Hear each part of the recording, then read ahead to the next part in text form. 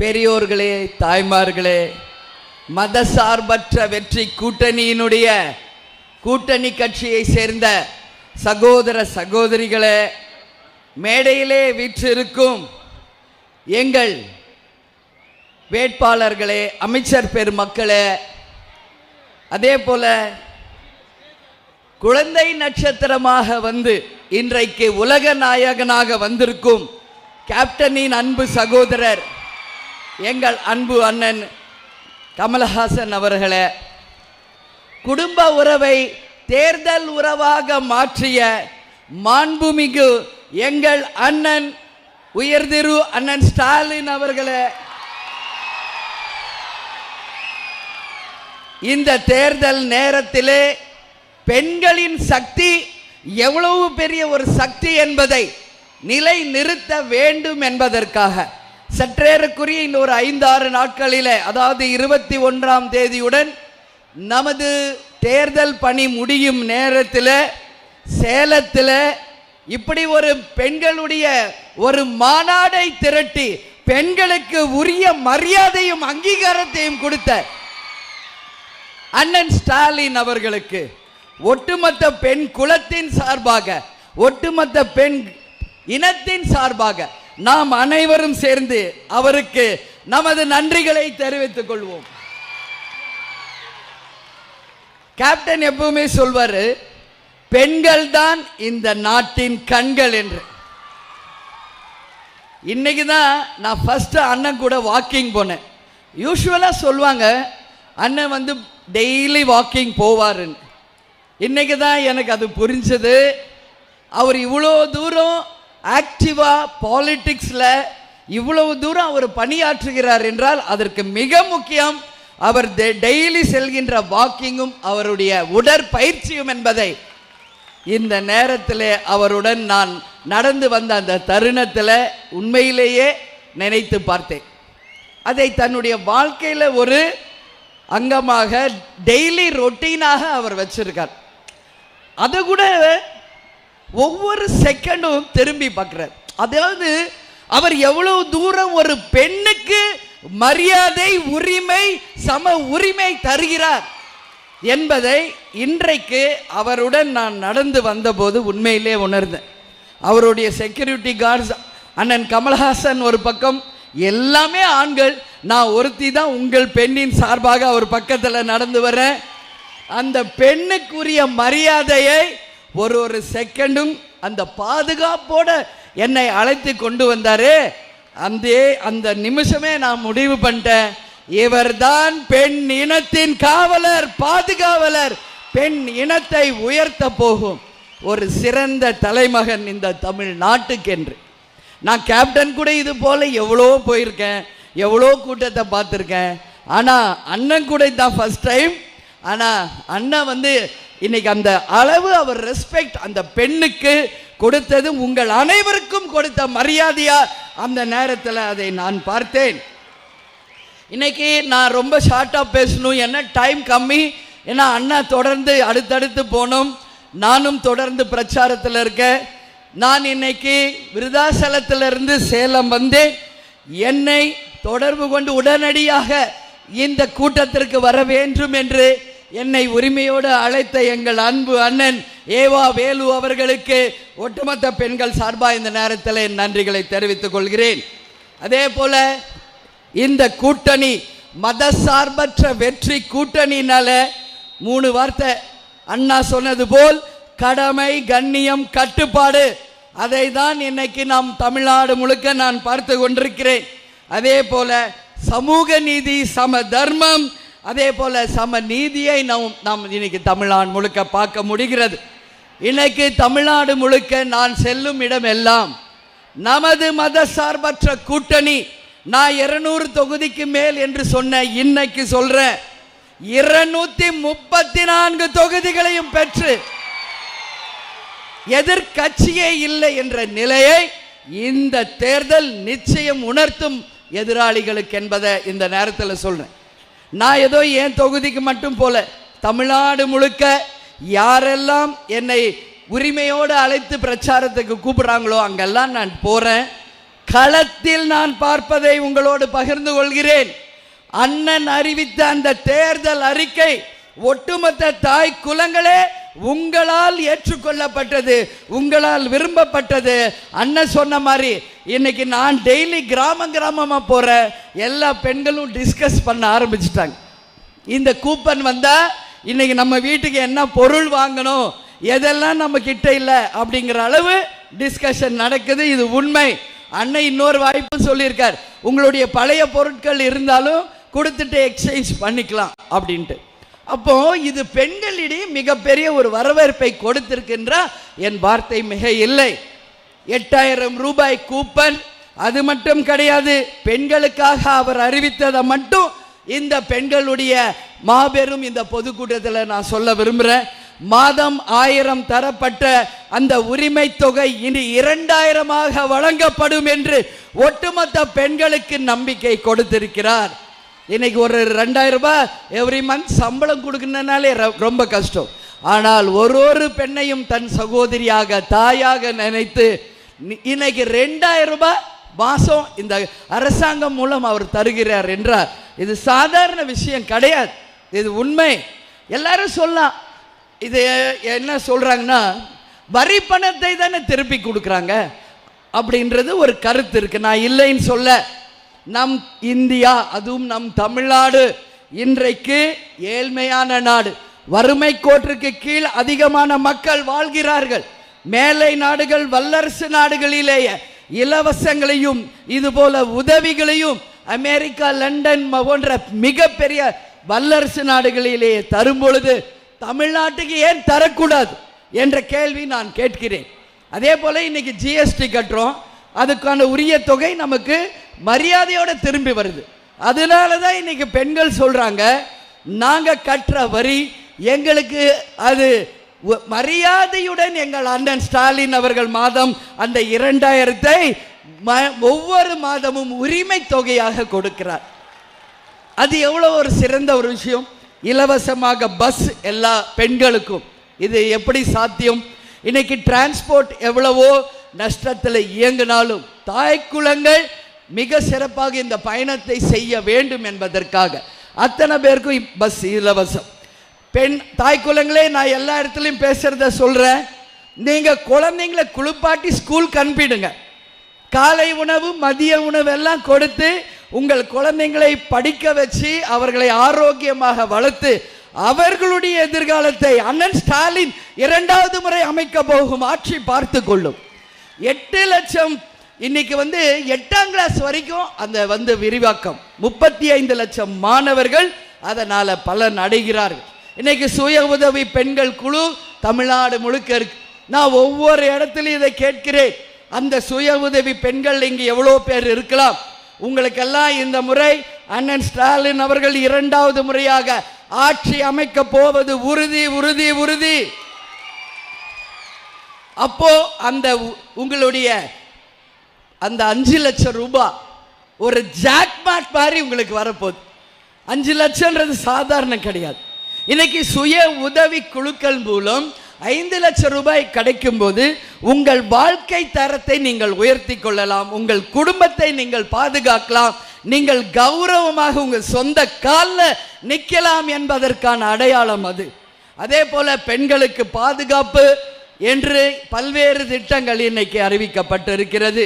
நகை கடன் தள்ளுபடி, விவசாய கடன் தள்ளுபடி, மாணவர்களுக்கு சலுகைகள், விவசாயிகளுக்கு சலுகைகள், மீனவர்களுக்கு சலுகைகள், படிக்கும் மாணவர்களுக்கு லேப்டாப், வேலை இல்லாதவர்களுக்கு 1500, அதே போல வேலை வாய்ப்பை உருவாக்க திட்டங்கள் என்று நான் பட்டியலிட ஆரம்பித்தால் காலையில் விடிஞ்சிரும்.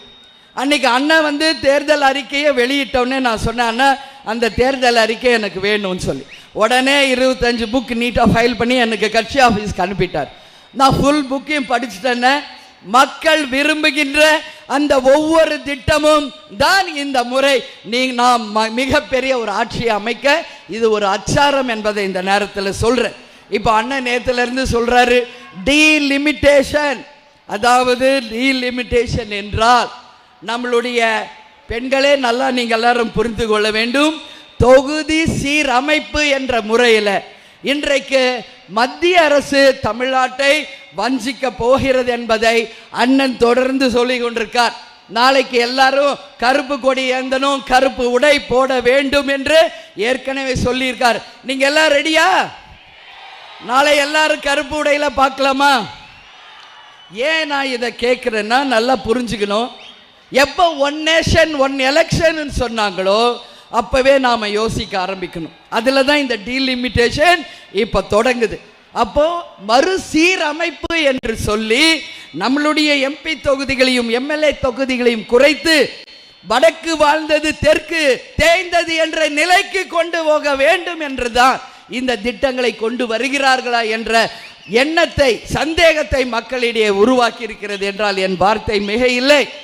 ஏன் அப்படி என்ன இப்ப அவசரம்? தேர்தல் நடந்து கொண்டிருக்கு, 5 மாநில தேர்தல்.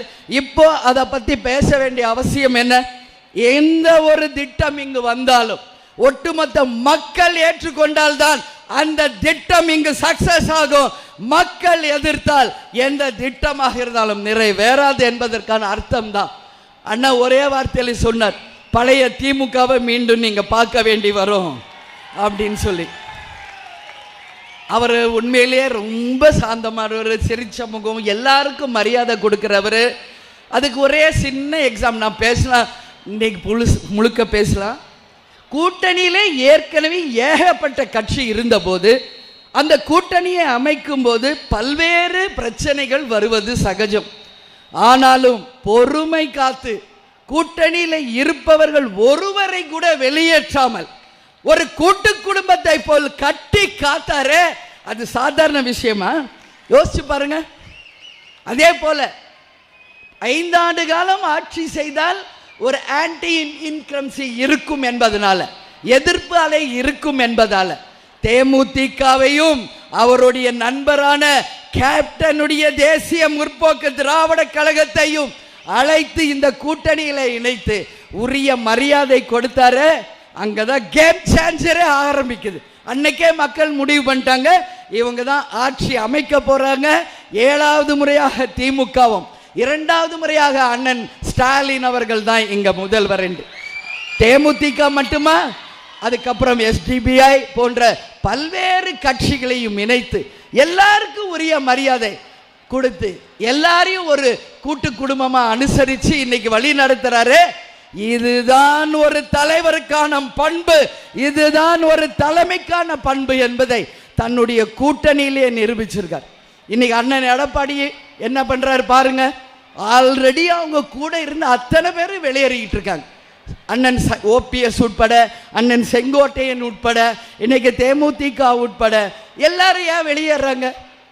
அதுதான் அந்த தலைமை பண்பு, அனைவரையும் அனுசரிக்கும் அந்த மாண்பு அங்கு இல்லை, இங்கு முழுமையாக இருக்கிறது. அதனால காந்தம் மாதிரி எல்லாரையும் ஒன்றிணைத்து இன்னைக்கு அவர் வழி நடத்திக்கிட்டு இருக்கார் என்றால் இது ஒன்றே போதும். ஒரு பானை சோற்றுக்கு ஒரு சோறு பதம் என்று தமிழ்நாட்டில் சொல்வாங்க. அதுபோல இந்த கூட்டணியை அவர் அமைத்ததுதான் அவருடைய சாதுரியம், அவருடைய வெற்றி, அவரை நாளை ஆட்சி அமைப்பதற்கான முத்தாய்ப்பான ஒரு விஷயம் என்பதை இங்க நான் சொல்ல கடமைப்பட்டிருக்கிறேன். இப்போ நாம டீலிமிட்டேஷனுக்கு நிச்சயம் தமிழ்நாடு ஒத்துக்காது. இப்போ அதற்கான நேரமும் கிடையாது. அதே போல இன்னைக்கு நம்ம பேசணும்னா இருக்கிற எம்பி எம்எல்ஏ எல்லாம் இங்க நீங்க குறைச்சு தமிழ்நாடை சின்ன பின்னமாக்கணும்னு நினைச்சிங்கன்னா இங்க இருக்கிற அத்தனை பேரும் ஒன்று கூடுவாங்க. அதுல மாற்று கருத்தே இல்லை என்பதை இந்த நேரத்தில் சொல்றேன். பெண்களுக்கு சம உரிமையை கொடுத்தது பெரியார், அதை வழி நடத்தியவர் அண்ணா, அதை தொடர்ந்து கொண்டு வந்தவர் கலைஞர் ஐயா, இப்போதும் அதை தன்னுடைய கடமையாக நடத்தி கொண்டிருப்பவர் அண்ணன் ஸ்டாலின் அவர்கள். அந்த பெரியாருடைய பெரியாரிசம் அப்படின்னு சொல்வாங்க. பெண்ணுக்கு சம உரிமை, சொத்தில் சம பங்கு, அதே போல விதவைக்கு மறுமணம், அது மட்டும் கிடையாது, எல்லாருக்கும் சம வேலை வாய்ப்பு, சம உரிமை, சம தைரியம். என்னைக்கு ஒரு பெண் தனியாக நடுராத்திரியிலும் போறாளோ அன்னைக்கு தான் ஒரு உண்மையான சுதந்திரம்னு சொன்னவர் நமது தந்தை காந்தியடிகள். இன்னைக்கு அது போல தமிழ்நாடு முழுக்க ஒரே ஒரு குற்றச்சாட்டு தான் அண்ணன் மேல இருக்கு. அதுவும் இந்த பெண்கள் கூட்டத்தில் நான் சொல்றேன், எங்க பார்த்தாலும் பாலியல் வன்கொடுமை, போதை கலாச்சாரம் இருக்கு. இதை தவிர வேற என்ன சொல்ல முடியும்? வேற ஒன்றும் சொல்ல முடியாது இந்த ஆட்சியின் மேல. நான் சொல்றேன், இன்னைக்கு ஒரு சகோதரியாக இந்த கூட்டணியிலே அண்ணனுக்கு வலதுகரமாக இணைந்திருக்கிறேன். அப்படி எங்காவது ஒரு பெண்ணுக்கு ஏதாவது என்றால் நான் அண்ணன் கிட்ட உரிமையா பேசுவேன். எல்லா இடத்துலையும் சிசிடிவியும் பெண்களுக்கான உரிமையும் பாதுகாப்பும் நிச்சயம் அண்ணன் உருவாக்குவார் என்பதில் யாருக்கும் எந்த மாற்று கருத்தும் தேவையில்லை என்பதை இந்த நேரத்தில் நான் சொல்றேன். பெண்கள் என்றாலே சக்திக்கு இணையானவர்கள். ஒட்டுமொத்த சக்திகளே இன்னைக்கு ஒன்றிணைந்து இருக்கிறோம். நீங்க எல்லாரும் நாம் அனைவரும் இணைந்து சக்திகளாக நம் தமிழ்நாட்டையும் நமது திராவிட பாரம்பரியத்தையும் காக்க வேண்டிய ஒரு தருணம் என்பதை சொல்றேன். அதனால தமிழ்நாட்டுக்கு ஏதாவது ஒரு சின்ன ஒரு பேட் நடந்தா உடனே நாம் எல்லாம் யாரா மாறுவோம்? ஜான்சி ராணியாக மாறுவோம், வேலு நாச்சியாராக மாறுவோம், குழலியாக மாறுவோம். அப்படி ஒரு அச்சுறுத்தல் தமிழ்நாட்டிற்கு வந்தால் ஒட்டுமொத்த பெண்கள் சக்தியும் ஒன்று திரண்டு அண்ணனுக்கும் இந்த ஆட்சிக்கும் நாங்கள் துணை நிற்போம் என்பதை இந்த நேரத்தில் ஒட்டுமொத்த பெண்களின் ஒரு அடையாளமாக உங்கள் சார்பா நான் சொல்றேன். சொல்லாமா? எல்லாரும் ஒன்னா இணையலாமா? ஒரே சக்தியா இணைந்த அண்ணனுக்கு பாதுகாப்பு நிச்சயம் தரலாமா? பெண் சக்தி ஒன்று திரண்டால் இந்த உலகமே நினைச்சாலும் அவரை எதிர்க்க யாரும் முடியாது. வீட்டில் அண்ணி துர்கா இருக்காங்க அவரை பாதுகாக்க. தமிழ்நாடு முழுக்க துர்காக்களா, அம்மன்களா, சக்திகளாக தாய் குலங்களே நீங்கள் இருக்கீங்க. அதனால நான் சொல்றேன், அவருக்கு எதுவும் வராது, அவர் ஆட்சிக்கும் எதுவும் வராது. நிச்சயமா நான் சொல்றேன், இந்த ஆட்சி மீண்டும் மகத்தான வெற்றி பெறும் என்பதை இந்த நேரத்தில் உங்களுக்கு சொல்லி, இந்த மதசார்பற்ற வெற்றி கொடி சாதாரணது இல்லை. இங்க திராவிட முன்னேற்ற கழகம், தேசிய முற்போக்கு திராவிட கழகம், விடுதலை சிறுத்தைகள் கட்சி, தமிழக காங்கிரஸ், சிபிஎம், சிபிஐ, மதிமுக, அதே போல இந்தியன் யூனியன் முஸ்லிம் லீக், மனிதநேய மக்கள் கட்சி, கொங்குநாடு மக்கள் கட்சி, மக்கள் நீதி மையம், ஆம் ஆத்மி, மனிதநேய மக்கள் கட்சி, எஸ்டிபிஐ, இந்திய குடியரசு கட்சி, இது போன்ற பல்வேறு கட்சிகள் கூட்டணி அமைத்து இது ஒரு மாபெரும் ஒரு சக்தியாக வருகின்ற தேர்தலிலே நாம் நம்மளுடைய பலத்தை நிரூபிப்போம். 23ஆம் தேதி என் தாய் குலங்களே அனைவரும் தேர்தல் களத்தில் நீங்கள் வேலு நாச்சியாராக இருங்கள். அந்த களத்தில் அந்தந்த தொகுதியின் வேட்பாளர்களுக்கு பெண்கள் படையாக நீங்கள் துணை நின்று எதிராளிகளை ஓடவிட்டு ஒட்டுமொத்த வாக்குகளும் சிந்தாமல் சிதறாமல் நமது மதசார்பற்ற வெற்றி கூட்டணிக்கு கொண்டு வந்து சேர்க்க வேண்டிய மிகப்பெரிய கடமை பொறுப்பு உங்களுக்கு இருக்கு. இன்னைக்கு யாரெல்லாமோ இன்னைக்கு 5 முனை போட்டிங்கிறாங்க. யாரோ இவங்க கேப்டன் சினிமால இருந்து வந்தவர் தான், நான் இல்லைன்னு சொல்ல. இன்னைக்கு ஒரு தம்பியும் வந்திருக்காரு. நான் என்ன சொல்றேன், ஃபர்ஸ்ட் அவர் நிரூபிக்கட்டும். சினிமாவில் இருந்து வந்தவர் அண்ணன் இதோ இருக்காரு, உலக நாயகனே இருக்காரு, கேப்டன் இருந்தாரு, எவ்வளோ பேர் இருந்தாங்க. அது போல தான் தம்பியும். நான் என்ன சொல்றேன், ஃபர்ஸ்ட் லெக் நீங்க வைக்கும் போது எதிராளிகளை நீங்க குறைச்சி மதிப்பிடவே கூடாது. நிச்சயமா சொல்றேன். கேப்டன் எப்படி துணிந்து தனித்து களம் கண்டு 2006 11 இடைத்தேர்தல் 2009 தேர்தலை சந்திச்சு தன்னுடைய வாக்கு வங்கியை நிரூபித்தாரோ அது போல நீங்கள் உங்கள் வாக்கு வங்கியை நிரூபிங்கள். அதற்கு பிறகு 2 பேருக்கு தான் இங்க போட்டி என்ற டயலாகே நீங்க பேசணும் தம்பி. இல்லைன்னா மக்கள் உங்களை ஏத்துக்க மாட்டாங்க. 75 வருஷ கட்சி, நீங்க இப்பதான் லாலிபாப் சாப்பிடுற first step Bobby. You are not a hero, you are a little boy for the politics அப்படிங்கிறத நான் சொல்றேன். அதனால அரசியல் ஒன்று இங்கே சாதாரண இல்லை. இப்போ கொஞ்ச நேரத்துக்கு முன்னாடி ஒரு ரூமில் நானும் அண்ணன் கமலஹாசனும் பேசுகிற ஒரு டைம் கிடச்சிது. அப்போ நாங்கள் பேசுறது ஒன்று தான் இப்போ சொல்கிறேன். அரசியல் வேறு, சினிமா வேறு. அது ஒரு தொழில், இது சேவை. இது மக்களை அன்றாடம் நாம் நேசிக்க வேண்டும். களத்திலே இறங்கி மக்களுக்காக போராட வேண்டும். எங்கேயோ ஒரு இடத்துல உட்காந்துக்கிட்டு சும்மா கை காட்டுறது கிடையாது அரசியல். களத்தில் இறங்கி மக்களோட மக்களாக இருந்த தலைவர்கள் தான் அரசியலில் வென்றிருக்கிறார்கள். இன்னைக்கு அண்ணன் ஸ்டாலின் நான் பார்க்கிறேன், தொடர்ந்து போயிட்டு இருக்காரு. ஒரு மீட்டிங் அந்த மாதிரி காலை நேரத்தில் வாக்கிங் போறாரு, மக்களோட மக்களை காஃபி குடிக்கிறாரு, மக்களோட மக்களை இயல்பா பழகிறார். அதுதான் ஒரு தலைமைக்கான மாண்பு. அதை தான் அனைவருமே கத்துக்கணும். இப்ப அண்ணனை பார்த்து எல்லாரும் அந்த மாதிரி வர ஆரம்பிச்சிருக்காங்க. அதனால நிச்சயம் இது வரவேற்க கூடியது என்றை கூறி நிச்சயம் நாம் அனைவரும் ஒன்று கூடுவோம், வென்றெடுப்போம். நான் ஒரு விஷயம் மட்டும் சொல்றேன், நம்மளுடைய மத சார்பற்ற வெற்றி கூட்டணி வெல்லும், அண்ணன் ஸ்டாலின் தொடரட்டும், தமிழ்நாடு வெல்லட்டும் என்று கூறி இங்கே வந்திருக்கும் அனைவருக்கும் எனது பணிவான வணக்கங்களை தெரிவித்துக் கொண்டு உங்களிடையே இருந்து விடைபெறுகிறேன். நன்றி, வணக்கம். அடுத்தபடியாக தோழமைக்கு ஓர் இலக்கணம், நல் உறவினுடைய நாயகர், உலக நாயகர், மக்கள் நீதி மையத்தினுடைய தலைவர் மாண்புமிகு கமல் ஹாசன் அவர்கள் உங்களிடத்திலே உரையாற்றுவார்.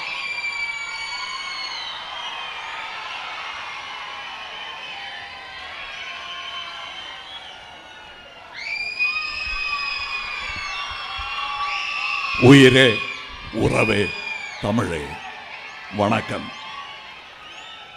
மேடையில் வீற்றிருக்கும் மாண்புமிகு முதல்வர் ஐயா அவர்களே, அமைச்சர் அவர்களே, அமைச்சர்கள் பெருமக்களே, இங்கே அமர்ந்திருப்பது இந்த தேர்தலுக்கான கூட்டணியாக மட்டும் நான் பார்க்கவில்லை, இதை திராவிட குடும்பமாக நான் பார்க்கிறேன்.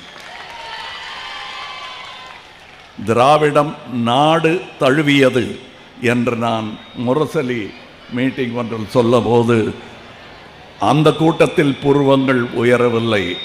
அது தெரிந்த கூட்டம்தான் அங்கே அமர்ந்திருந்தார்கள்.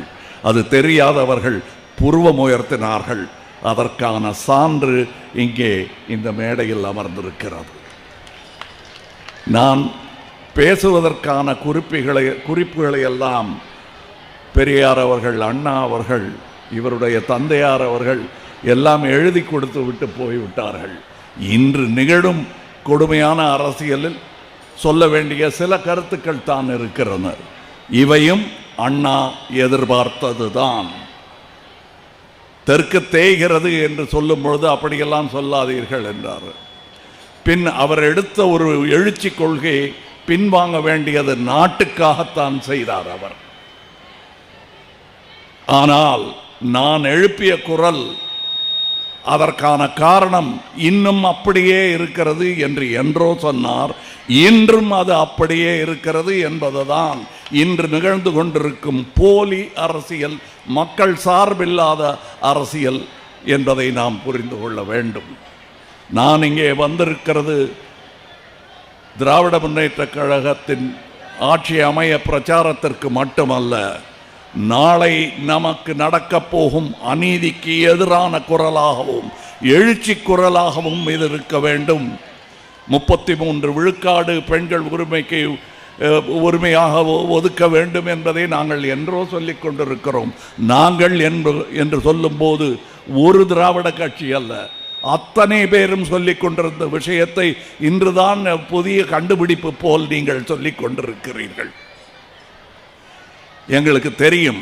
ஆனால் நீங்கள் இப்பொழுது வைத்து காட்டும் அந்த 33 விழுக்காடு என்பது தூண்டில் நுனியில் வைத்திருக்கும் சின்ன மீன். அதை கவ்வ மாட்டோம், விவாதிப்போம். இதையும் டீலிமிட்டேஷன் என்று சொல்லும் உங்கள் சூழ்ச்சியும் ஒன்றாக இணைக்கக்கூடாது என்பதை நீங்களும் ஒத்துக்கொண்டுதான் இது வேறு அது வேறு, ரெண்டையும் ஒன்றாக பேசுவோம் என்கிறீர்கள். தேர்தல் முடியட்டும் பேசலாம் என்றால் உடனே பேசலாம் என்கிறீர்கள். நான் அங்கே மக்கள் நீதி மையத்தின் சார்பாக இங்கே இருக்கும் திராவிட தலைவர்கள் எல்லாம் என்னை ராஜ்யசபைக்கு அனுப்பி வைத்திருக்கிறார்கள். அந்த குரலாக நான் அங்கே செல்ல வேண்டும். அனுமதி உண்டா, இல்லை பிரச்சாரத்தை தொடர வேண்டுமா என்று முதல்வர் அவர்களிடம் கேட்டேன். பிரச்சாரத்தை விட இந்த தேர்தலை விட முக்கியமானது தமிழகத்தின் எதிர்காலம், நீங்கள் போயே ஆக வேண்டும் என்று சொன்னது உண்மை. அதைத்தான் நான் செய்ய போகிறேன். நாளை கருப்பு கொடி செய்ய இயக்கம் நடத்த வேண்டும் என்று சொன்ன பொழுது சகோதரி சொல்லி கொண்டிருந்த போது என் காதில் சொன்னார், நாளைக்குத்தானே சொன்னேன், நீங்கள் இன்றே போட்டுக்கொண்டு வந்து விட்டீரே என்று சொன்னார். நான் என்றோ போட்டுக்கொண்டு விட்டேன் இந்த கலரை. ஆனால் கொடி நாளை உயரும். இது முதல் முறை அல்ல. அநீதி தமிழகத்திற்கு நிகழும் போதெல்லாம் கொடி உயர்த்தி பிடித்தது இந்த திராவிட குடும்பம். அதில் நானும் ஒருவன் என்பதில் எனக்கு எந்த சந்தேகமும் கிடையாது, எந்த சங்கோஜமும் கிடையாது. இன்று இந்த பாடலை நான் எழுதியது நமக்காக, ஒரு கழகத்திற்காக மட்டுமல்ல, திராவிட குடும்பத்திற்காக. இது நம் பாட்டாக மாற வேண்டும், அதற்கு அனுமதி வேண்டும் என்று நான் முதல்வரிடம் கேட்கும் பொழுது கலைஞரிடம் கேட்டது போலவே எனக்கு தோன்றியது. அவர் இருந்திருந்தால் என்ன சொல்லி இருப்பாரோ அதையே தான் இவரும் சொன்னார். அந்த புன்னகையின் சாயல் தானே இது. அதே சாயலை நான் இங்கே பார்த்தேன். எனக்கு மிக்க மகிழ்ச்சி. இதை நான் இந்த திராவிட பல்லக்கை தூக்குவதற்கு என் தோளை கொடுக்க கிடைத்த ஒரு வாய்ப்பாக எண்ணித்தான் நான் இங்கே வந்திருக்கிறேன். நான் அமரும் நாற்காலிக்காக வரவில்லை. இங்கே முதல்வரை 2 கிலோமீட்டர் நடத்தி கூட்டிட்டு வரீங்களே, அது நியாயமா பாருங்க அப்படின்னு. அவருக்கு இன்னும் 10 நாள் வேலை இருக்குன்னு நானும் கொஞ்சம் சந்தேகப்பட்டேன். அப்புறம் யோசித்தேன், நாட்டையே நடத்தி கொண்டு இருக்கிறார், தமிழ்நாட்டையே 365 நாளும் டெய்லி காலையில் நடந்துக்கிட்டு இருக்காரு. அவருக்காக பதற வேண்டாம், தமிழகத்திற்காக பதற வேண்டிய நேரம் இது. அதற்காக குரல் கொடுக்க வேண்டிய நேரம் இது. ஒரே ஒரு சின்ன கருத்தை சொல்லிக்கொண்டு முதல்வர் பேசுவதற்கும் அடுத்த பிரச்சார கூட்டத்திற்கு போவதற்கும் தாமதமாகிவிடக்கூடாது என்பதற்காக சொல்லுகிறேன். இந்த 33 விழுக்காடு எனும் இந்த தூண்டில் சின்ன மீனை இங்கு சொல்லி புரிய வைத்து விடலாம். ஆனால் இந்த கல்வியறிவு உத்தரப்பிரதேசத்தில் கிடையாது, வேறு எங்குமே கிடையாது என்பதுதான் சரித்திரமும் கணக்கும் டாட்டாவும் சொல்லுகிறது. இவர்கள் அறிவித்த நலத்திட்டங்களின் மூலம் 34 விழுக்காடு பெண்கள் கல்வியில் சேருவது அதிகரித்திருக்கிறது என்பதுதான் உண்மை. அது நாட்டிலேயே இங்குதான் நடக்கிறது என்பதுதான் உண்மை. இங்கு உங்களுக்கு சொல்லி புரிய வைத்து விடலாம். கல்வி அறிவு இங்கே அதிகம், ஆனால் அது இல்லாத பல மாநிலங்கள் இருக்கின்றன.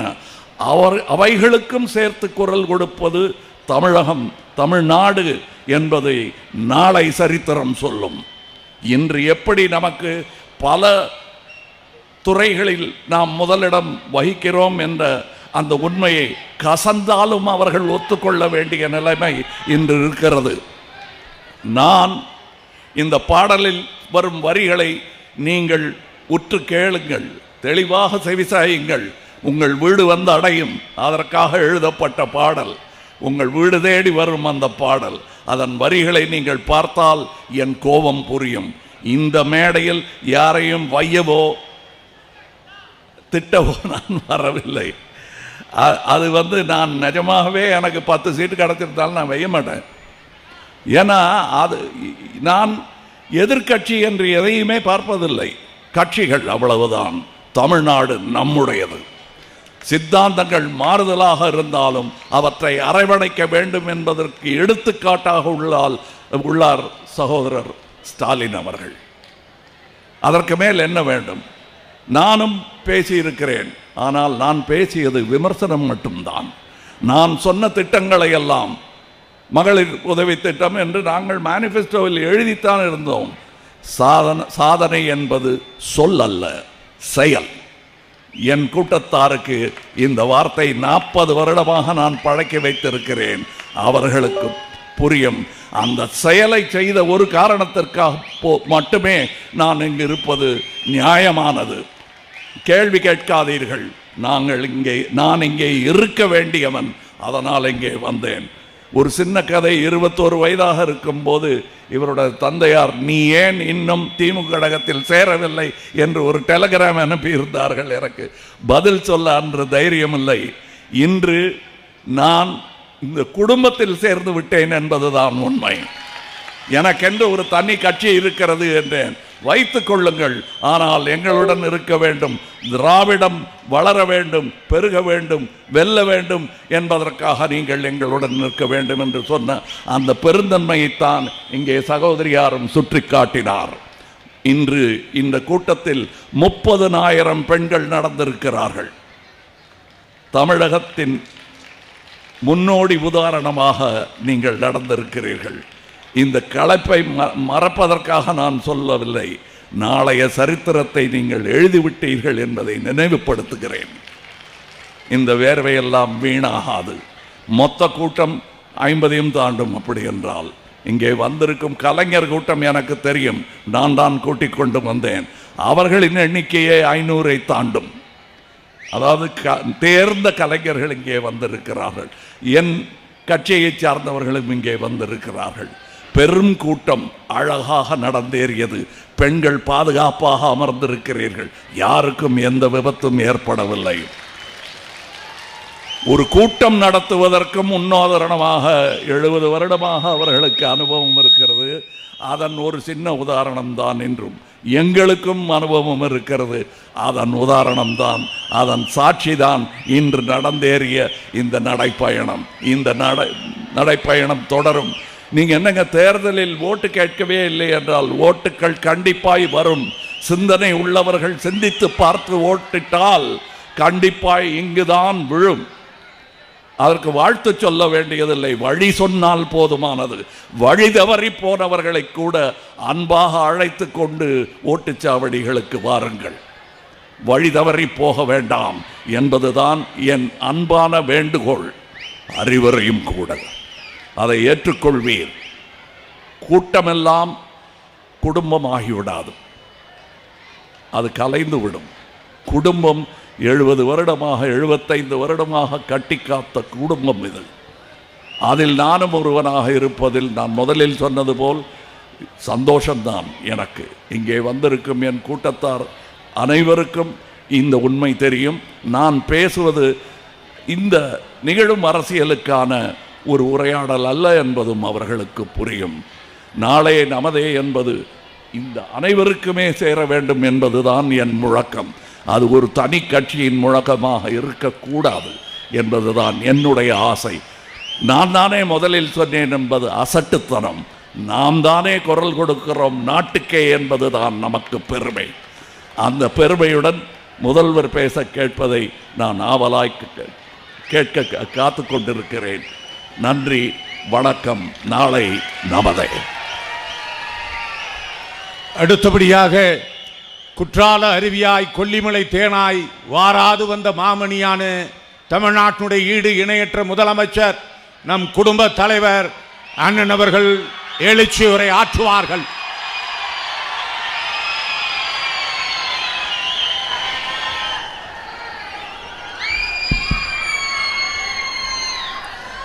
அன்புள்ள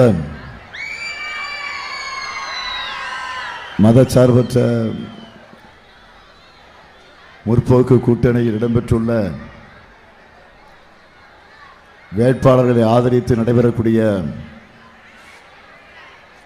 இந்த மாபெரும் பொதுக்கூட்டத்திற்கு தலைமையேற்றுள்ள சேலம் மத்திய மாவட்ட கழகத்தினுடைய செயலாளர் மாண்புமிகு அமைச்சர் அருமை நண்பர் ராஜேந்திரன் அவர்களே, தேசிய முற்போக்கு திராவிட கழகத்தினுடைய பொதுச் செயலாளர் மதிப்பிற்குரிய திருமதி பிரேமலதா விஜயகாந்த் அவர்களே, மக்கள் நீதி மையத்தினுடைய தலைவர் நாடாளுமன்ற உறுப்பினர் கலைஞானி மதிப்பிற்குரிய திரு கமல்ஹாசன் அவர்களே, தமிழ்நாடு மாநில காங்கிரஸ் கமிட்டியினுடைய முன்னாள் தலைவர் மதிப்பிற்குரிய தங்கபால் அவர்களே, மண்டல பொறுப்பாளர் மாண்புமிகு அமைச்சர் ஏவா வேலு அவர்களே, மாவட்ட கழகத்தினுடைய செயலாளர்கள், நாடாளுமன்ற உறுப்பினர் செல்வகணபதி சிவலிங்கம் அவர்களே, நாடாளுமன்ற உறுப்பினர் செல்வகணபதி அவர்களே, நாடாளுமன்ற உறுப்பினர் மலையரசன் அவர்களே, தோழமை கட்சிகளை சார்ந்திருக்கக்கூடிய மாவட்ட கழகத்தினுடைய செயலாளர்களே, பொறுப்பாளர்களே, நிர்வாகிகளே, மதச்சார்பற்ற முற்போக்கு கூட்டணியில் இடம்பெற்றுள்ள தோழமை கட்சிகளை சார்ந்த தோழர்களே, நண்பர்களே, செயல் வீரர்களே,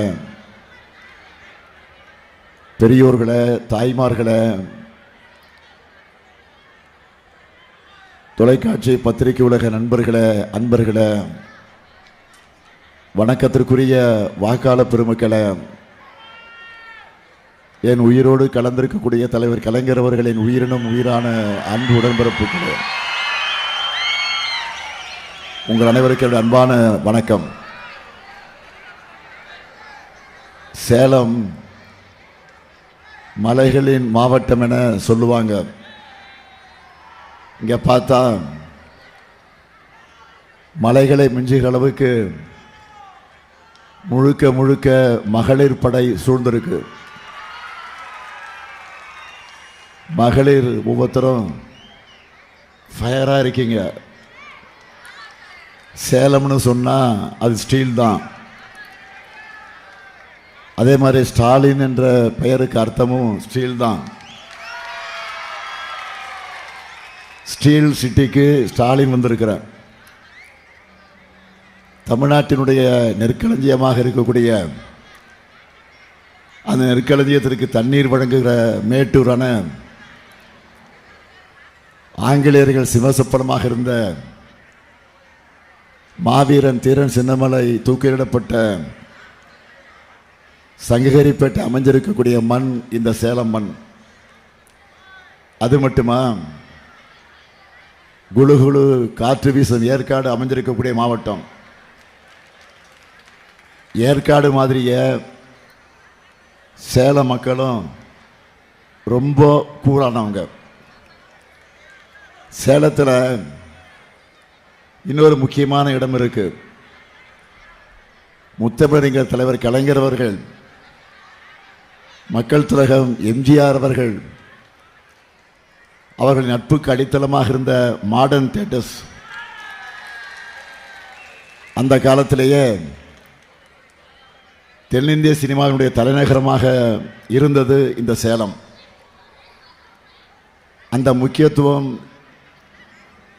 இங்கே உரையாற்றிய என்னோட அன்பு சகோதரர் கலைஞானி கமலஹாசன் அவர்களுக்கு நன்றாக தெரியும். அது மட்டுமல்ல, நம் நினைவை விட்டு நீங்காத சேலத்து சிங்கம் அண்ணன் வீரபாண்டியாருடைய மண் இந்த சேலம் மண்.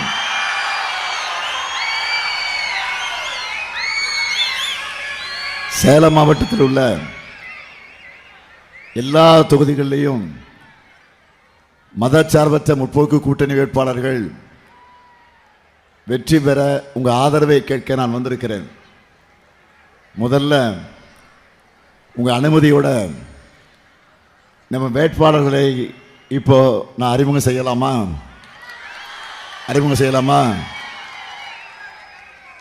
முதல்ல சேலம் வடக்கு சட்டமன்ற தொகுதி நமது வெல்லும் வேட்பாளர் மாவட்ட செயலாளர் அமைச்சர் ராஜேந்திரன்.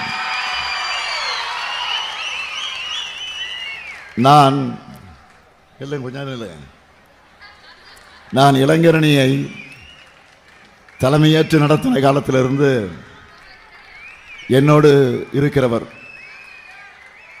சுற்றுலாத்துறையில் பல்வேறு திட்டங்களை கொண்டு வந்தவர். அவருக்கு நீங்கள்லாம் உதயசூரியன் சின்னத்தில் வாக்கினை வழங்கிட வேண்டும். அடுத்து சேலம் மேற்கு சட்டமன்ற தொகுதி நமது வெல்லும் வேட்பாளர் தேமுதிகவை சார்ந்த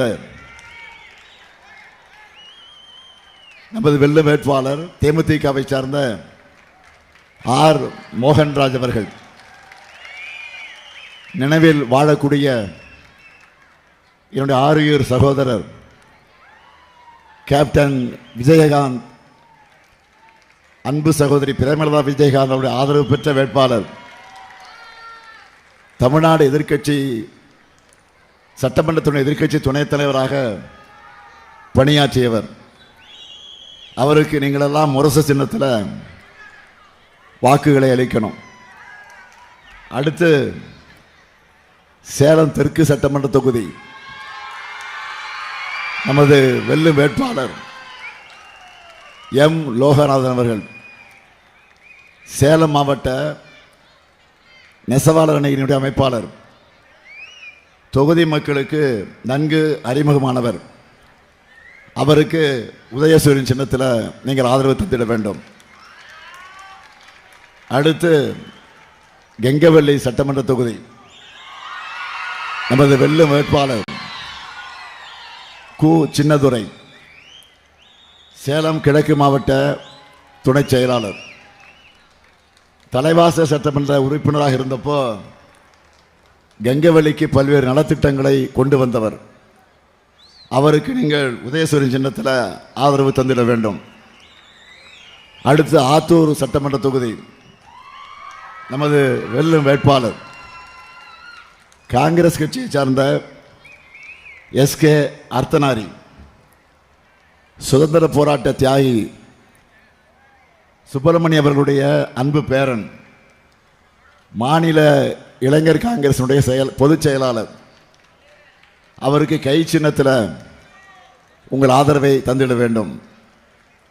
அடுத்து ஏற்காடு சட்டமன்ற தொகுதி நமது வெல்லும் வேட்பாளர் TM ரேவதி மாதேஸ்வரன், ஆசிரியர், சேலம் கிழக்கு மாவட்ட மகளிரினுடைய துணை செயலாளர். அவருக்கு உதயசூரியன் சின்னத்தில் வாக்கினை வழங்கிட வேண்டும். அடுத்து மேட்டூர் சட்டமன்ற தொகுதி நமது வெல்லும் வேட்பாளர் மிதுன் சக்கரவர்த்தி, கொளத்தூர் ஒன்றிய திமுக செயலாளர். உச்சநீதிமன்றம் வரை சென்று போராடி பாலமலைக்கு தார்சலை அமைக்க ஆணை பெற்று வந்தவர். அவருக்கு நீங்கள் எல்லாம் உதயசூரியன் சின்னத்தில் ஆதரவு தந்திட வேண்டும். அடுத்து சங்ககிரி சட்டமன்ற தொகுதி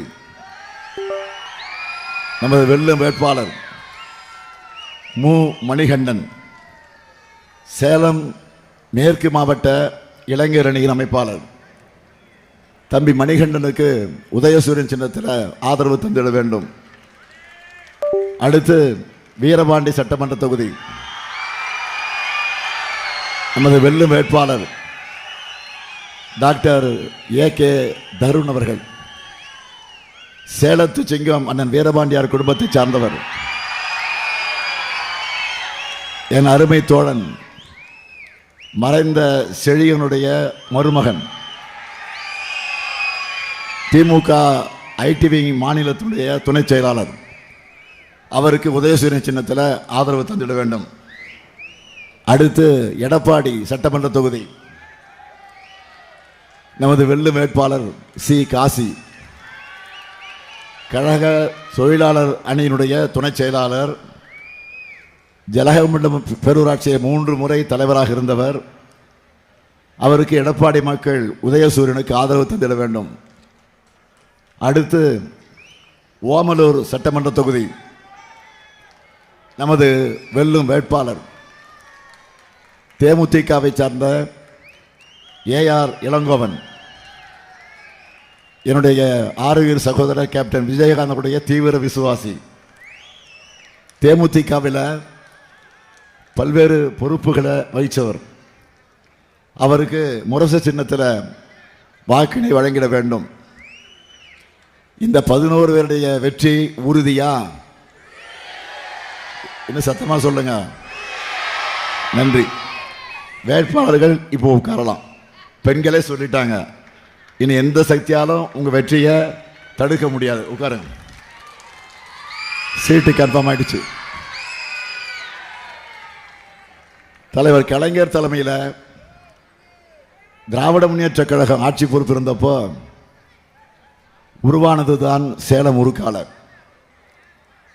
சேலம் ரயில்வே கோட்டம், பெரியார் பல்கலைக்கழகம் என பெரிய சாதனைகள் சேலம் மாவட்டத்திற்கு வந்திருக்கு.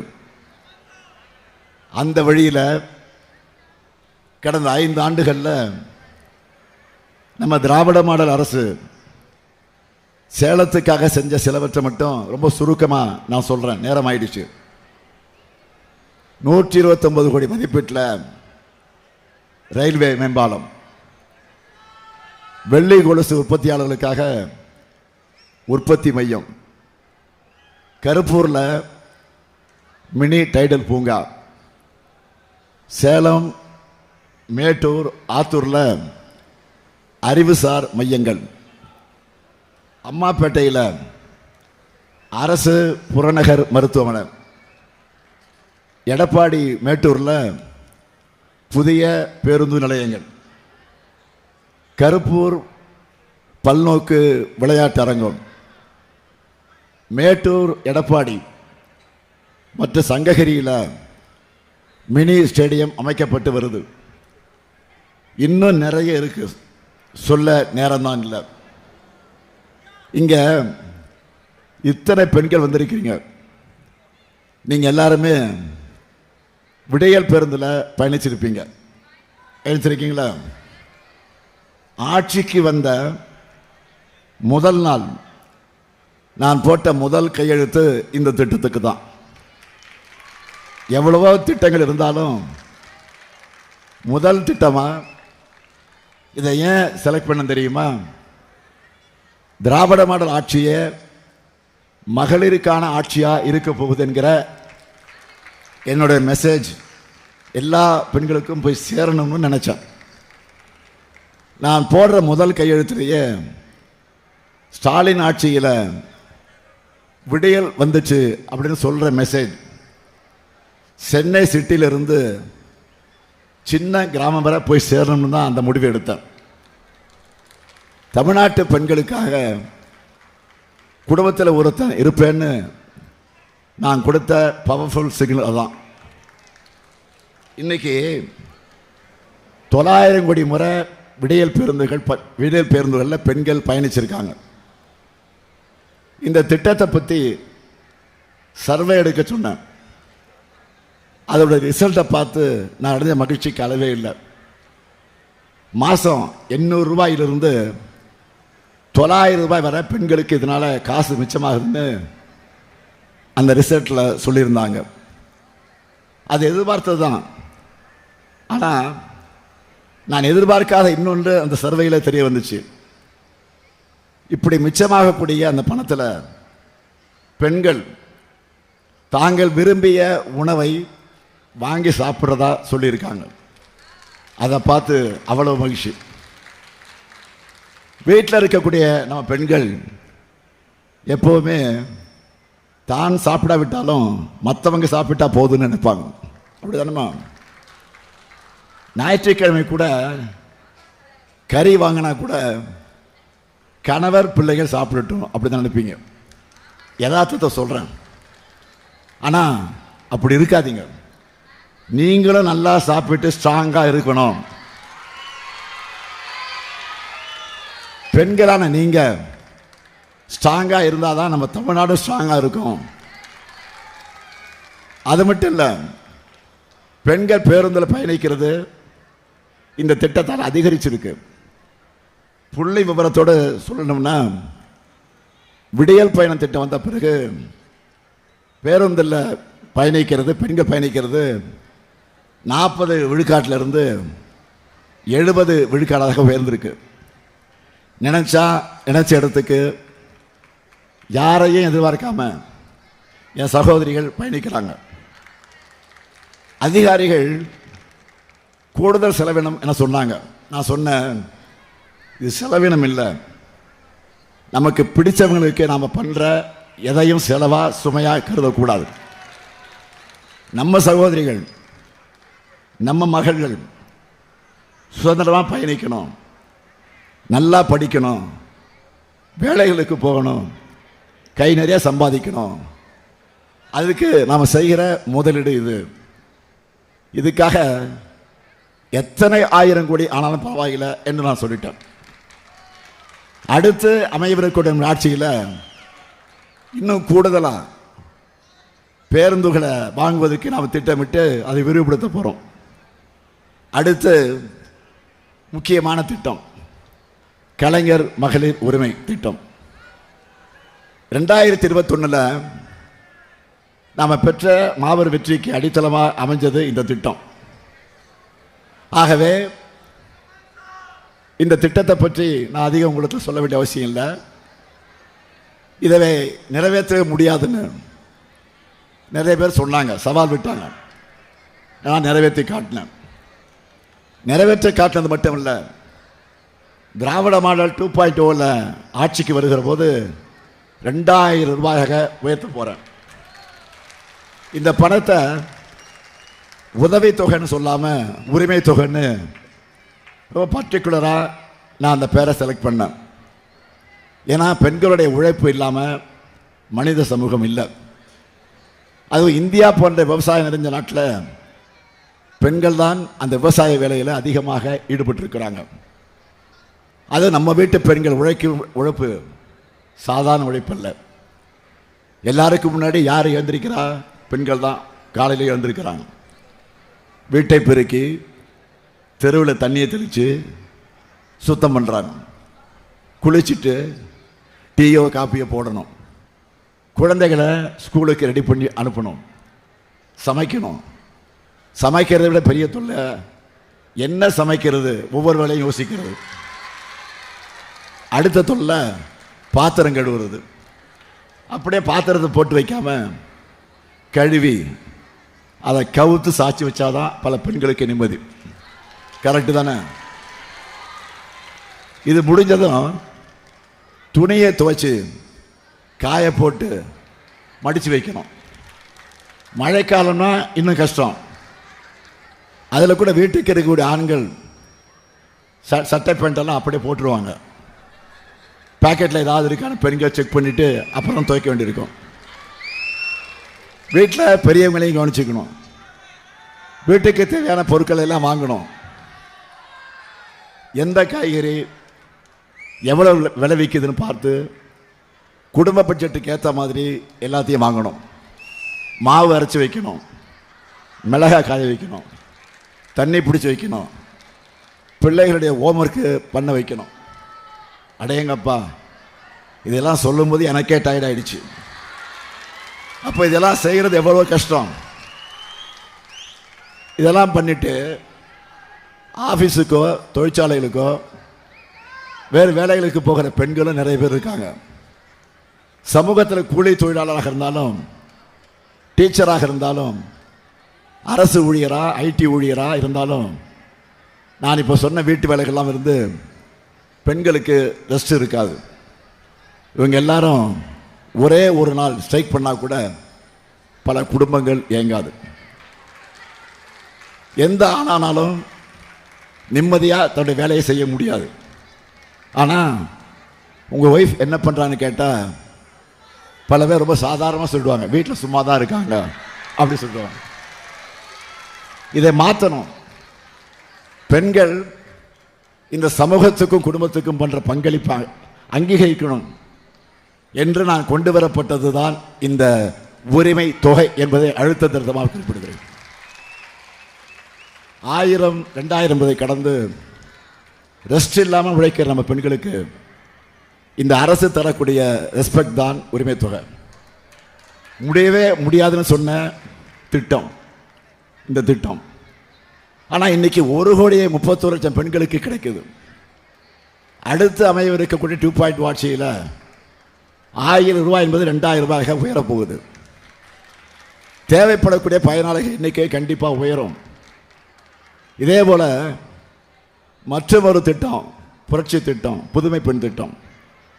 பெண்கள் உயர்கல்வியில் சேர்றது, அதுவும் கிராமப்புற அரசு பள்ளி மாணவிகள் கல்லூரியில் சேர்வது குறைஞ்சிக்கிட்டே வந்துடுச்சு. படிப்புக்கு பணம் ஒரு தடையாக இருக்கக்கூடாதுன்னு உருவாக்கின திட்டம் தான் இந்த திட்டம். இந்த திட்டம் வந்த பிறகு பெண்கள் கல்லூரியில் சேர்வது 34 விழுக்காடு அதிகரிச்சிருக்கிறதா ஆய்வு முடிவுகள் வந்திருக்கு. பல ஆண்டுகளுக்கு முன்னாடியே படிப்பை முடித்த பெண்கள் கூட இந்த திட்டத்தால் திரும்ப படிக்க வந்திருக்கிறாங்க. கல்வியில் சிறந்த தமிழ்நாடு. இதுபோல் திருமணத்துக்கு பிறகு திரும்ப படிக்க வந்த ஒரு பெண்ணுக்கு இந்த திட்டத்துடைய பயண உணர்ச்சி பொங்க பேசுனாங்க. மேக்ஸ் டீச்சர் ஆகணும் அப்படின்னு இதன் மூலமாக படித்து முன்னேறி இருக்கக்கூடிய பெண் பேசுனாங்க. நான் அன்பு மகளை அழைச்சி உச்சி முகந்து பாராட்டி உச்சந்தலையில் முத்தம் கொடுத்து என்னுடைய பேனாவை எடுத்து அன்பளிப்பாக கொடுத்தேன். அந்த காட்சி தமிழ்நாட்டு மக்கள் நெஞ்சத்தில் நீங்காமல் பதிச்சு. இதுதான் புதுமை திட்டத்தினுடைய வெற்றிக்கு சான்று. பெண்களுக்கு கணவனை விட கல்விதான் பெருந்துணை என காட்டியிருக்கக்கூடிய திட்டம்தான் புதுமை பெண் திட்டம். அடுத்து திராவிட மாடல் 2.0 ஆட்சியில் இனிமே மாதம் 2500 ரூபாயாக உயரப்போகுது. அடுத்து என் மனசுக்கு நெருக்கமான திட்டம் முதலமைச்சரின் காலை உணவு திட்டம். 19 லட்சம் குழந்தைகள் காலையில் சுவையான சத்தான உணவை வழங்கக்கூடிய திட்டம்.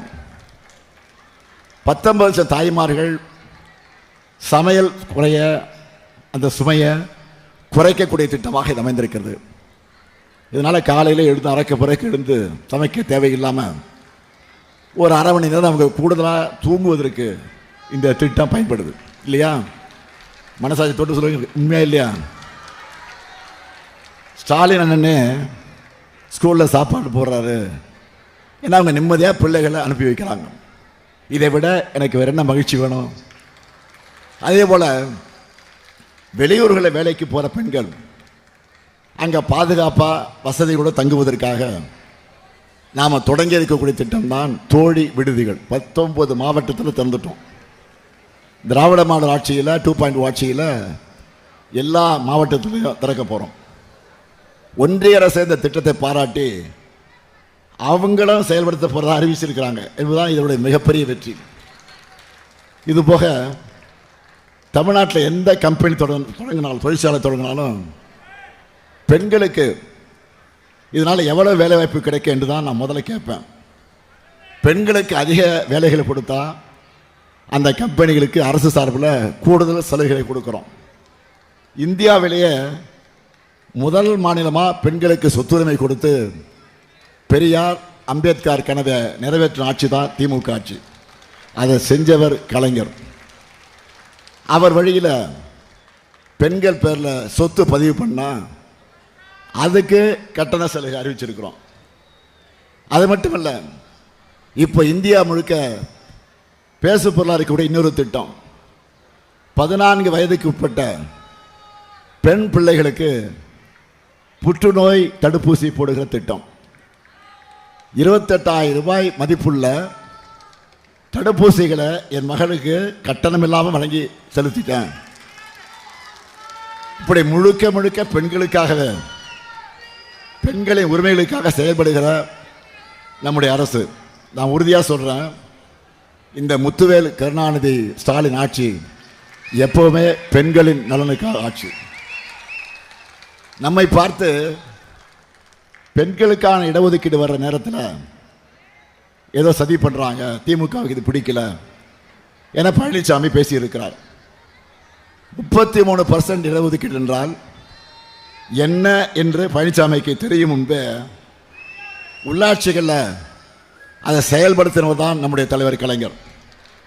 இதை அப்போவே 50 விழுக்காடாக நடைமுறைப்படுத்தியவன் தான் உங்கள் முன்னால் நிற்கிற இந்த ஸ்டாலின். சட்டமன்ற நாடாளுமன்றத்தில் பெண்களுக்கு 33 விழுக்காடு வேணும்னு பல ஆண்டு காலமாக திமுக போராடிக்கிட்டு இருக்கு. பாஜக நினச்சா அதை எப்போவோ கொண்டு வந்திருக்கலாம். நாங்களும் அதைத்தான் கேட்குறோம். ஆனால் தேவையே இல்லாமல் சென்சஸ், தொகுதி மறுவரை என சம்பந்தம் இல்லாத விஷயங்களோடு அதை முடிச்சு போட்டு அது நிறைவேறக்கூடாதுன்னு பாஜக நினைக்கிறது.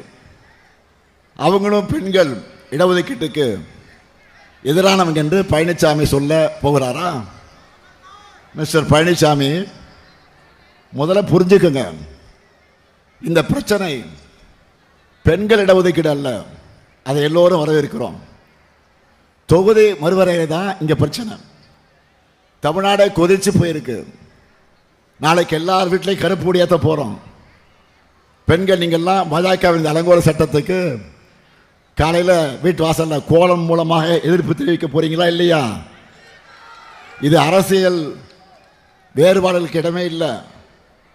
மொத்த தமிழ்நாட்டையும் ஆபத்து சூழ்ந்திருக்கு. எடப்பாடி அவர்களே, கடைசி வரை கோழையா அடிமையாக இருந்தால் தமிழ்நாட்டின் களங்கமாகத்தான் வரலாற்றில் நீங்கள் நினைவு கூறப்படுவீங்க. இது வரலாறு உங்களுக்கு கொடுத்திருக்க கடைசி வாய்ப்பு. ஒரே ஒரு முறையாவது பாஜகவை தைரியமாக எதிர்த்து பேசுங்க. உறுதியான எஃகு பெயர் பெற்ற ஊர் இந்த சேலம். இப்படிப்பட்ட பெருமைமிகு ஊரில் பிறந்துட்டு ஏன் டெல்லிக்கு முதுகு வளைஞ்சிருக்கீங்க? வெக்கமா இல்லையா? பக்கத்தில் இருக்கக்கூடிய கேரளா, தெலுங்கானா, கர்நாடகா போன்ற மாநிலங்களுக்கு கூட அவங்க உரிமைகளுக்காக குரல் கொடுக்குறாங்க. கட்சி வேறுபாடுகளை மறந்து ஒரே குரலில் பேசுகிறாங்க. நீங்கள் தமிழ் தானா? தமிழனாக இருந்துட்டு தமிழ்நாட்டுக்கு இப்படி துரோகம் செய்யலாமா? உங்கள் துரோகங்களுக்கு தண்டனை மே 4 அன்று கிடைக்கத்தான் போகுது. ஒட்டுமொத்த பெண்களின் ஆதரவோட திமுக மீண்டும் ஆட்சி அமைக்கத்தான் போகுது. அதுக்கான ஒத்திகை தான் நான் வெளியிட்டு இருக்கக்கூடிய தேர்தல் அறிக்கை. இந்த தேர்தலின் சூப்பர் ஸ்டார் இதுதான். இப்போ நம்ம சூப்பர் ஸ்டாரோட சூப்பர் ஹிட் அறிவிப்புகள் சொல்லவா? முதல்ல இல்லத்தரசி திட்டம். இந்த ஒரே அறிவிப்பிலேயே நம்முடைய எதிரிகளெல்லாம் க்ளோஸ் ஆகிட்டாங்க. 8000 ரூபாய்க்கு நான் தரப்போகிற இந்த கூப்பனை வச்சு உங்களுக்கு தேவையான வீட்டு உபயோகப் பொருட்களை நீங்கள் வாங்கிக்கலாம். அதில் லிஸ்ட்டு போட்டிருக்கிறோம். Washing machine, fridge, TV, grinder, mixie, microwave அவன், இண்டக்ஷன் ஸ்டவ். இதில் எதை வேண்டுமானாலும் இப்போவே பெண்கள் எல்லாம் டிஸ்கஸ் பண்ண ஆரம்பிச்சிட்டாங்க. இன்னொன்று சொல்கிறேன், நீங்கள் வீட்டுக்காரெலாம் கேட்காதீங்க. கொஞ்சம் குழப்பி விட்டுருவாங்க, கன்ஃபியூஸ் பண்ணி விட்டுருவாங்க, ஏதாவது பிரச்சனை பண்ணிவிடுவாங்க. ஏதாவது பிரச்சனைனா நீங்கள் சொல்லுங்கள், அண்ணன்ட்ட சொல்கிறேன், என்கிட்ட சொல்கிறேன், நான் பார்த்துக்குறேன். இது முழுக்க உங்களுக்காக கொண்டு வந்திருக்கக்கூடிய திட்டம். நீங்கள் தான், பெண்கள் தான் டிசைட் பண்ணணும். பெண்களின் வீட்டு வேலையை சுமையை குறைக்கணும் என்பதற்காக நான் அறிவிச்சிருக்கக்கூடிய திட்டம். இப்போவே பெண்களெல்லாம் கணக்கு போட ஆரம்பிச்சிட்டீங்க. என்ன கணக்கு? பொங்கலுக்கு முன்னாடி சொல்லிட்டு 3000, பிப்ரவரியில் சொல்லாமலேயே 5000, ஆக மொத்தம் 8000. அடுத்த இல்லத்தரசி கூப்பனில் ஸ்டாலின் அண்ணன் 8000 கொடுக்குறாரு. ஆக மொத்தம் 8+8 உதயசூரனுக்கு தான் எங்கள் ஓட்டு என முடிவெடுத்துட்டாங்க. இது மட்டும் இல்லை, பெண்கள் வேலைக்கு செல்வதை எளிதாக்க 1000 குழந்தைகள் காப்பகங்களை உருவாக்க போகிறோம். மகளிர் சுய உதவிக்குழுக்கள், அதை பற்றியெல்லாம் இங்கே எல்லாம் பேசுகிறாங்க. ஆக இப்படி மகளிருடைய திட்டங்கள் பெருமளவுக்கு இன்றைக்கு தேர்தல் அறிக்கையில் தெளிவாக எடுத்து சொல்லப்பட்டிருக்கிறது. இப்போ சொல்லுங்க, பெண்கள் எல்லாரும் நம்ம மதச்சார்பற்ற முற்போக்கு கூட்டணிக்கு தானே வாக்களிக்க போறீங்க? சத்தமா எடப்பாடி வரை கேட்கணும். கடந்த சட்டமன்ற தேர்தலில் சேலத்தில் நான் எதிர்பார்த்த வெற்றியை பெற முடியல. அதில் மறைக்க எதுவும் கிடையாது. அதுக்காக ஒன்றிய பாஜக அரசு போல திராவிட மாடல் அரசு சேலத்தை புறக்கணிக்கல, திட்டங்களை வாரி தந்தோம். அதனால் 2024 நாடாளுமன்ற தேர்தலில் மிகப்பெரிய வெற்றியை சேலம் மக்களான நீங்கள் வழங்கினீங்க. அது 2026 தொடரணும். அதுக்கு இந்த மேடையில் இருக்கக்கூடிய 11 வேட்பாளர்களுக்கும் அவரவருக்குரிய சின்னத்தில் நீங்கள் வாக்களிக்கணும். தமிழ்நாடா டெல்லியா என்ற ஜனநாயக போரில் தமிழ்நாடு அணிதான் வெல்லணும். தமிழ்நாட்டை காக்க கழகம்தான் மீண்டும் ஆட்சி அமைக்கணும். நாடு நலம் பெற, நல்லாட்சி தொடர்ந்திட ஆதரிப்பீர். மதச்சார்பற்ற முற்போக்கு கூட்டணி வேட்பாளர்களை. தமிழ்நாடு போராடும், தமிழ்நாடு வெல்லும். வெல்வோம் ஒன்றாக, வெல்வோம் ஒன்றாக. நன்றி, வணக்கம்.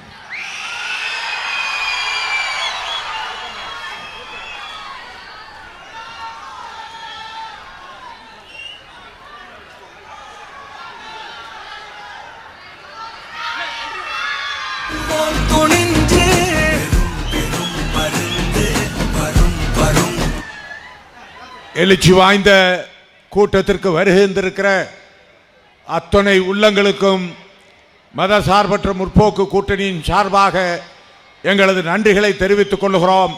நன்றி, நன்றி, நன்றி, வணக்கம்.